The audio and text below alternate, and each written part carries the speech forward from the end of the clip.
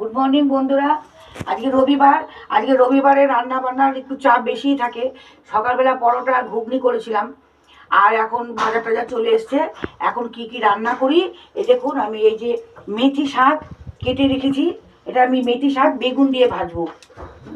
আর এখানে এই যে ট্যাংরা মাছ, এটাকে আমি কালো জিরে ফোড়ন দিয়ে পাতলা করে আলু কেটে রেখেছি। এই যে আলু কাটা আছে আলু, এই আলু দিয়ে আমি জিরে লঙ্কা বাটা দিয়ে ঝোল করবো। আর এখানে লোটে মাছ, লোটে মাছটা আমি ওই মাখা মাখা করব না, এটাকে গোটা গোটায় পেঁয়াজ দিয়ে ঝোল করব। আর এই যে মটন নিয়ে এসছে, মটন অল্প করেই নিয়ে এসছে, এটা মটন কারি হবে। এবার আমি রান্না বান্না শুরু করে দিচ্ছি, কারণ 10টা বেজে গেছে। এতগুলো রান্না করতেও সময় লাগবে, দেরি হয়ে যাবে। এবার আমি রান্না করি।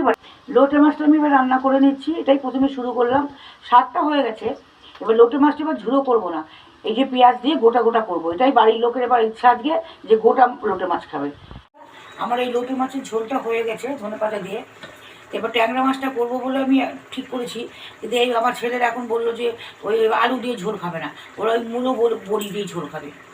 ছোটো ছিল আবার বাজার থেকে একটা মূলো নিয়ে আসলো মোটা থেকে, বড়ি দিয়ে মূলো দিয়ে এবার ট্যাংরা মাছের ঝোল আরম্ভ করবো। এই যে রান্না বান্না কমপ্লিট হয়ে গেছে, দেখুন এই যে আমার ভাত হয়ে গেছে, এইমাত্রই ভাত নামিয়েছি, ভাত এখন গরম খাবে।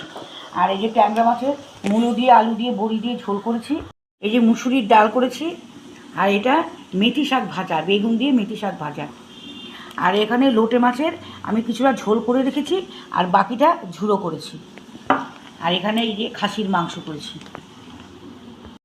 রান্না বান্না হয়ে গেছে, এবার তো সবাইকে খেতে দেবো। আজকের মতন ভিডিও এখানেই শেষ, পরের ভিডিওতে আবার দেখা হবে। যদি আমার ভিডিওটা আপনাদের ভালো লাগে তাহলে আপনারা লাইক করুন।